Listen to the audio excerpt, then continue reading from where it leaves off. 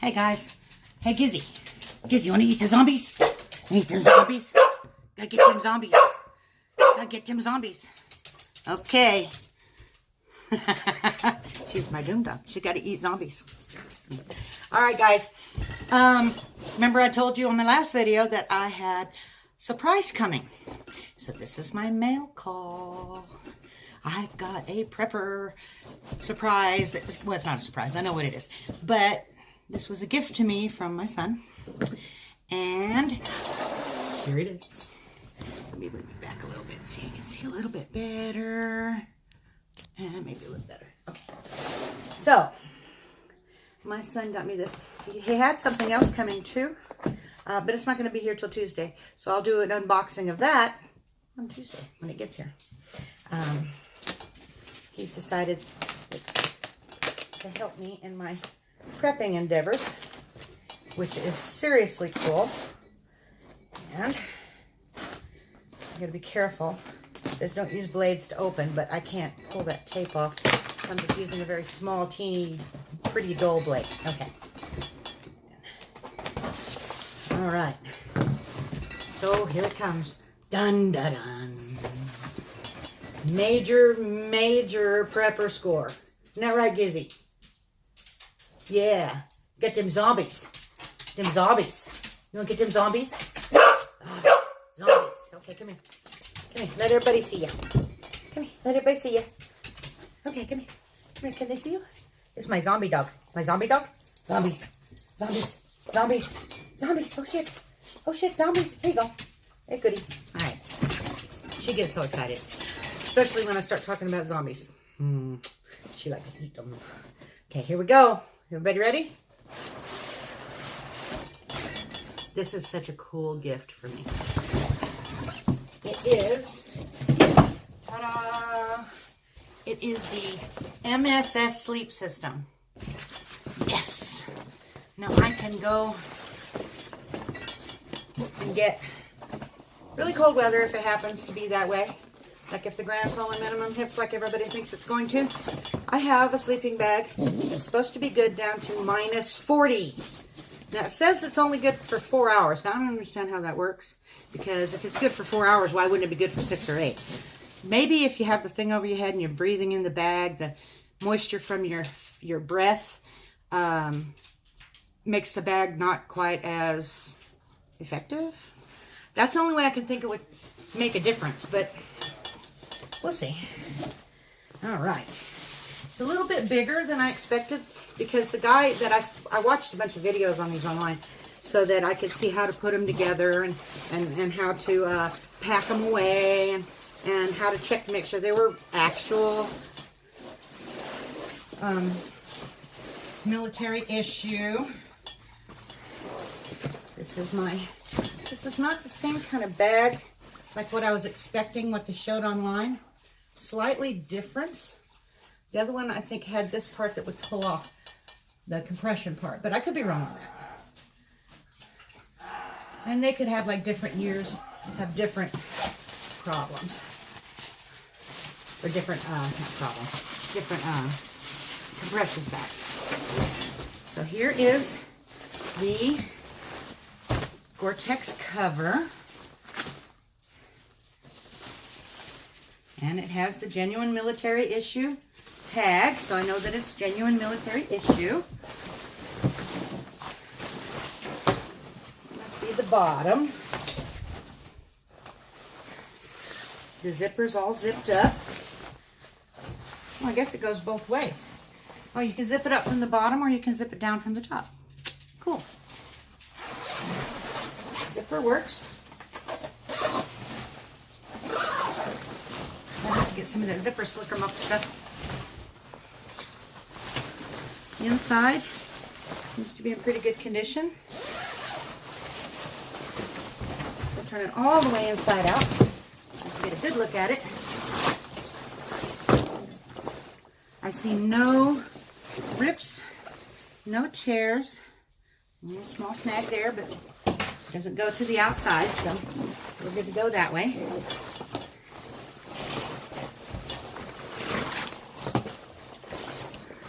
Seriously cool, guys. Okay, that was the Gore-Tex bivy cover. Now, here is the patrol bag. Now the patrol bag goes down to, I remember like 40, something like that, when used with the Gore-Tex cover. And it again is genuine military issue. And it smells clean. Doesn't smell like anybody slept in it, so that's good, right? Oh, zipper works really nice. And it also zips up from the bottom or from the top. It's got snaps. All the snaps. Hope they got all the snaps. These were supposed to be super, super good ones. Oh, it's got like a drawstring for around the head. So you can bring it in around like a mummy bag so that it's warmer. We'll turn it inside out, make sure there's no creepy crawlies in there. Stuck my arm in there without looking, right? No, it looks good. I see no stains. I see no damage anywhere. Nice. Okay, that is the patrol bag. Now the next one is the intermediary bag. Now this is for the cold weather. Okay. Okay, yes, it's military issue. Oh, it's really thick and fluffy. God, it doesn't smell like anything. I bet this one's never been used. It doesn't feel like or smell like this has ever been used. Of course, the patrol bag's only for really cold weather. You know, you put the green bag in, and then you put the black bag inside the green bag, and both of those are inside the bivy cover snapped in, and that's what makes it go down to a -40. Oh yeah, zipper works perfect. I see no damage anywhere. Inside looks good, a little wrinkled, but then it's been in a stuff sack. What do I expect? Pull the inside out. I see no issues, no dirt. There's not a speck of dirt on this whole thing. So maybe they laundered them before they sold them. I don't know. The back side, all good. The hood's got the drawstring with the cord lock. Oh, it's like stretchy cord too. Not super stretchy. Maybe the stretchy part's kind of going. You know how elastic goes after a little while. It loses its elasticity. I bet that's kind of what's happening to this because it feels kind of like a weak elastic. But, you know, hey, it is what it is, right? Well, it's got like a flap right here on the side away from, I don't know what that's for. There's this flap on the inside that I don't know what it goes to. Unless it's to pull over your face, maybe? I don't know, but it's not a pocket. There's nothing on the outside. And there's nothing on the inside to make it a pocket. It's just like a flap sewn in there. So it must be to like maybe tuck in around to keep air from coming in. It's got to be the thing. Well, guys, I am super stoked about this bag. Depending on, if I'm just camping or bushcrafting, or if SHTF really happens. If SHTF really happens, this thing will be with me all the time. If it's just a regular camping trip, it's not super cold, I'll be using just the patrol bag. The whole thing weighs about 10 pounds, maybe 11, but I think it's closer to 10. Somebody said 9 on one video. I didn't weigh it. Maybe the box says. Let's see what the box says. It might have a weight on there. It says nothing. It doesn't say anything about any weight or anything on the box. Okay. There is a, and here's the compression sack. It's bigger than it looked. Maybe the guy that was demonstrating was just a great big dude. I don't know, but it's got a carry handle on one end. It's got the compression straps. 1, 2, 3. It's got 6 compression straps around it. He showed how to put it in there to make it super small. But, he's a pretty strong dude. What you saw was probably pretty close to what I would probably be able to get it. Maybe a little smaller. I would probably stuff it in there a little bit differently. You're supposed to be able to put these together, roll them up really good, stuff them in here, and then compress it as well. So I'm not sure about that. That's something I'll have to practice on the stuffing it and compressing it. Just remember, like on all your sleepwear like this, you don't want to, it's got a little tiny snag right here. It's the only flaw I saw on it. I'll cut that off. You don't want to store them in the compression sack. And the reason you want to store them kind of hanging up. Otherwise, the fill, which is really thick on this one, the fill is liable to stay compressed or not fluff back up or separate or whatever the case may be. And you want it, so, and then now you'll lose warmth if that happens. So if it's a 2-minute scramble and let's go, you know, bug out, then I'll just have to carry it in my arms until I can get it into the sack. But if it's anything at all where I can see it coming, I'll put it in the sack. It can stay in there a while. I'm not saying it can't go in there and stay in there a day or 2 days. I'm saying you don't want to leave it in there full time. You want to hang it up so it stays fluffy. If it stays fluffy, it stays warmer. If it stays warmer, it protects you. The one thing I am going to do is, and I'm sure that this thing's waterproof, because it's supposed to be waterproof. I'm going to test it. I'm going to dribble water on it and see if it beads up and runs off. If it doesn't bead up and run off, I've got some spray that's supposed to waterproof it. I had bought it for a tent that I have, but I never used it because I only used the tent once. And it never rained the whole time I had it, so I figured the stuff is still waterproof because, well, it's never even been rained on and only been used once. So I've got a whole big can of that in there. If that's the case, then I'll be changing this. Now, with any sleep system, and this one's no different, any sleep system, you're going to need to put a ground pad under you, either inside the Gore-Tex or underneath it. I'm of the opinion I want it underneath the Gore-Tex, and there's a reason for that. I don't want my Gore-Tex dirty. Okay, I don't want it rubbing on the ground because then it might wear out whatever waterproofing the Gore-Tex and whatever coating they have on it provides. I want a barrier between this and the ground, whether that be a ground sheet of some sort or a pad. Now, the only thing with the pad is you might, move off of it in the middle of the night. If you roll around and toss and turn. I do that a lot, so, it's quite possible. But a lot of people say put it inside the Gore-Tex, and then I've had some people say, oh, it's too tight. Well, if you stuff stuff in there that's not designed to be stuffed in there, yeah, it's going to be tight. Especially if it's not one of those ground pads that is built for a mummy sack, because those are tapered at the bottom. If you get one that's not tapered at the bottom, it's going to fill up your foot box. This got a big foot box. I could wear boots to bed with this if I really wanted to. Not that I want to. It was also said you can't overdress in these. You don't want to wear a bunch of heavy clothes to bed when you get in your Gore-Tex and your intermediate bag and your patrol bag. You want to wear like a light base layer, maybe a sweater, something. If you overdo it, you start sweating. The minute you start sweating, this bag loses warmth. Totally.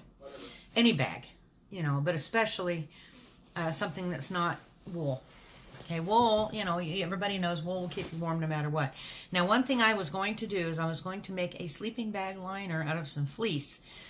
And I went down to Walmart and I checked out the cost of their fleece that's on a roll. I've got a sewing machine. I was going to sew myself a little bag. Well, it was too expensive. It would have cost like $30 for the fleece. So I went over to their blanket department and I found 2 little fleece blankets that I could sew together that would be perfect for $2.50 a piece. Now explain to me why they would do that. But I'm going to put in a little fleece, unless I could find something that was flannel. I'm going to put in a little fleece sleeping bag insert. It's going to be super thin. It'll help keep my sleeping bag clean. It'll be soft. So, because you know how nylon, sometimes if you get into it and it's really cold outside, you hit that nylon and it's brr, and it makes you all cold. Well, fleece doesn't do that. And it also keeps the bag off my skin by, a little tiny bit. So that right there would probably make it stay warm for more than 4 hours, just having that little sleeping bag liner in there. So that's what I'm going to do. And I know that the fleece sleeping bag liner will fit into the stuff sack because there was room. When I opened up there, it wasn't full. I mean, it was full, but it wasn't compressed. So I could fit I could fit a sleeping bag liner in here if I wanted to. It would fit. So, or in here, excuse me. It would fit. This thing's a big compression sack. It's a lot bigger than it looked like on that video I saw. Now, where this came from. This came from an Army surplus place in Houston, Texas. They had all kinds of stuff. Army Surplus World, Houston, Texas. They're on Sam Houston Parkway West. They had all kinds of stuff, and I plan, since this one is in such good condition, I plan on looking closer at their stuff, because you know, if I'd have spent the money on this, or my son had spent the money on this, and it ended up not being a good thing, and not being a decent deal, not being a good bag, I wouldn't have never bought another thing. I would have never said a word, but I would have never bought another thing from them. And if anybody had asked me where I got it, I'd say you don't want to use those people. But this bag's in great condition. As far as I can tell, everything's perfect. I will know when I put it all together. I'm going to actually put the bags inside of the bivy cover and snap them all together and zip them all up and crawl in it. Because you got to crawl in it, see how it feels. And I'm going to do that tomorrow, but I probably won't do that on camera. I just wanted to show you guys this. Now, I have one more present coming my son bought for me that every prepper needs. So it's supposed to be here Tuesday. This is Saturday. So when it gets here Tuesday, I will make another video and I'll unbox it and I'll show you what he got for me. But anyway, check out my links down below. I've got links on EMPs, CMEs, the Grand Solar Minimum. Excuse me. I'm going to put a bunch of links in there that was in my last video.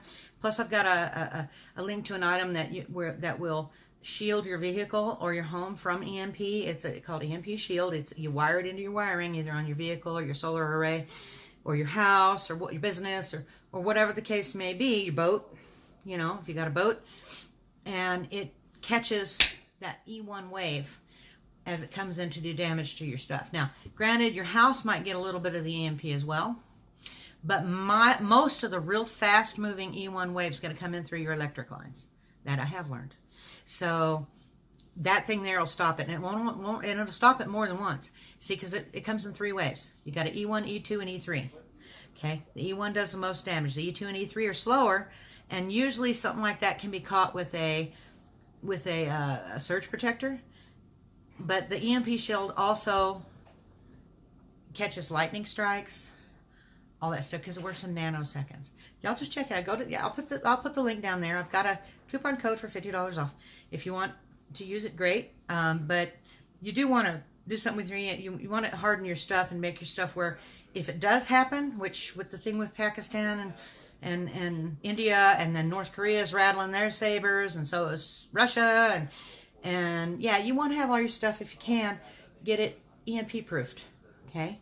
So you'll want to at least look at the EMP shield, and the coupon code is LADYT, L-A-D-Y-T, all capital letters, L-A-D-Y-T, and it's for $50 off. And as soon as I get some money, if I can, I'm going to get one myself. I don't have a vehicle yet, so I don't really need it yet, but I'm going to get one. And I am going to put it into my vehicle, and I'm going to wire it in, even if I have to hire somebody to do it. But from what I understand, and I have not read the instructions, from what I understand, it's supposed to be super easy to install. So, you know, hey, I used to work on cars a little bit. I'm not totally ignorant when it comes to the systems of vehicles. So I should be able to wire it in myself. If I can, I'll hire it done. But I'm real pleased with my sleeping bag. Oh, it's so cool. If you like me, hit the thumbs up. If you don't, hit the thumbs down. But like always, I like the thumbs up better. If you have any questions, comments, concerns, tips on the bag, you know, got any tips at all on the bag to make it better or worse, or, you know, or whatever, you know, if you know something you did that made it worse and I wouldn't necessarily know about it, tell me. I'm more than happy to talk to anybody about any of this stuff. So, you know, subscribe, hit the little bell icon for more videos as they come up. I don't run one out every day. I run one out. I try not to go over 4 or 5 days without putting one out, but, you know, I don't run one out for every single day usually.